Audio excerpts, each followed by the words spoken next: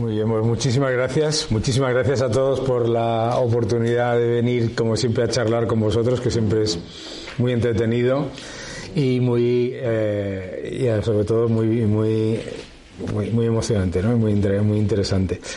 Cuando nosotros hablamos del mercado laboral español, hay cifras y datos que la verdad es que sorprenden a cualquiera, ¿no? España es el único país del mundo que ha tenido un desempleo de más del 20% en 3 ocasiones consecutivas, durante más de 10 trimestres. El único. España es un país que desde aproximadamente mediados de los años 80 ha tenido una media de desempleo del 16-17%.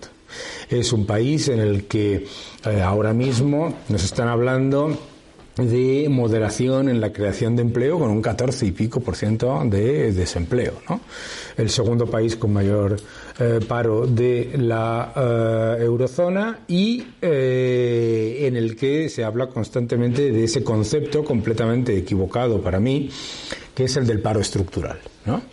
El paro estructural es el paro que se calcula como imposible de reducir ante la evidencia de que no se quiere cambiar ninguna de los factores que lo hacen estructural. No existe el paro estructural, ¿no?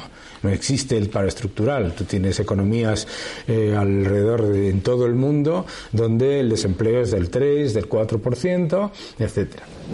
Cuando nosotros miramos qué es lo que ha ocurrido históricamente con el paro, no es solamente un problema de políticas públicas, ¿no?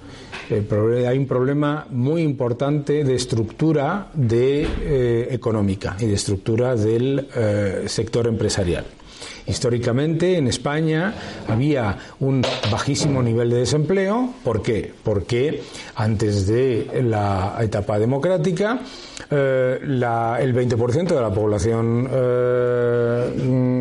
trabajadora se enviaba a trabajar a casa, a cuidar de los niños y a cocinar. El otro 20% se enviaba al extranjero a emigrar, y los que quedaban se repartían en dos fundamentalmente sectores, ¿no? Uno, la administración pública, y dos, la otra administración pública, que eran las empresas, los conglomerados industriales públicos también, que luego se privatizaron.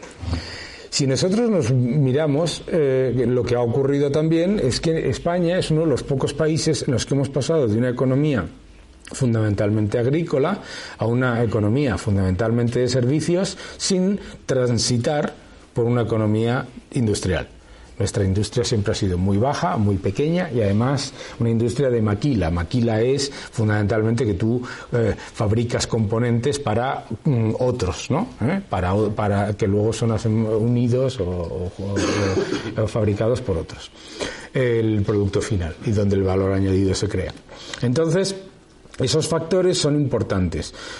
Es un factor también muy importante que España, precisamente por esa estructura empresarial, también es un país que tiene unas empresas que son mucho más pequeñas que la media de nuestros países comparables, y además la inmensa mayoría de las empresas españolas no son pymes, son microempresas. Microempresas es pues un señor o una señora con un teléfono y un maletín. Y luego tenemos esos conglomerados que antes eran públicos y ahora son privados, que son empresas que ya son anécdotas a nivel global, ¿no? Aquí en España se habla mucho de las grandes empresas, pero las grandes empresas españolas son unas empresas excepto una, a lo mejor dos, muy poco relevantes a nivel mundial, en sectores además de renta de posición, que cada vez con la tecnología, con el desarrollo, de tecnologías disruptivas, también están perdiendo posición, ¿no? Entonces, esos factores desde el punto de vista exterior. Y luego tenemos un factor que es la legislación laboral y las políticas laborales. Y ahí, históricamente, ¿qué es lo que ocurre? Cuando España llega a la democracia, se dispara el desempleo. Se dispara el desempleo, se empiezan a hacer reestructuraciones de los sectores industriales, etcétera, etcétera, etcétera, y no se responde a los cambios de la estructura económica de otros países ni al nuestro, sino que simplemente se intentan poner parches a la sangría del empleo. Y se crea una legislación laboral que es extremadamente garantista y a la vez que supone muchos escollos para la creación de empleo, empezando por el mayor escollo, que es el de tener unas de las cotizaciones sociales más altas del mundo, con uno de los niveles de paro más altos también del mundo. Es decir, es una legislación que empieza la casa por la ventana, es una legislación que está orientada a ver cómo, ante el cambio económico estructural que se genera en todos los países líderes, cómo sostenemos el mismo sistema que teníamos entre 1950 y 1975. ¿No? Ese es el objetivo. El objetivo real, cuando uno se lee el Estatuto de los Trabajadores, en realidad es cómo conseguimos volver al pasado. Es Back to the Future 3, la mala de las tres, ¿no? ¿Vale?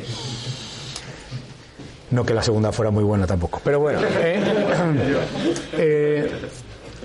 Pero entonces, desde mi punto de vista, ahí es donde tenemos que trabajar. Es decir, los grandes retos de España es un país que ha tenido más reformas laborales, probablemente no, es el país que más reformas laborales ha tenido de toda la Unión Europea.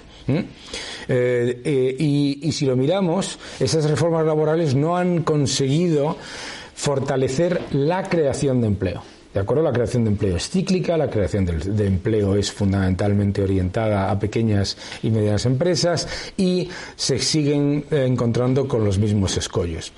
¿Qué es lo que tenemos que hacer? Lo que tenemos que hacer, por lo tanto, es un cambio que permita que la legislación esté orientada no hacia evitar el desempleo, sino a aumentar el empleo, ¿de acuerdo? Una legislación que en vez de estar pensada de arriba a abajo, esté pensada de abajo a arriba, de qué es lo que necesitan las empresas para crecer.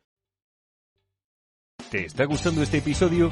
Hazte fan desde el botón Apoyar del podcast de Nivos.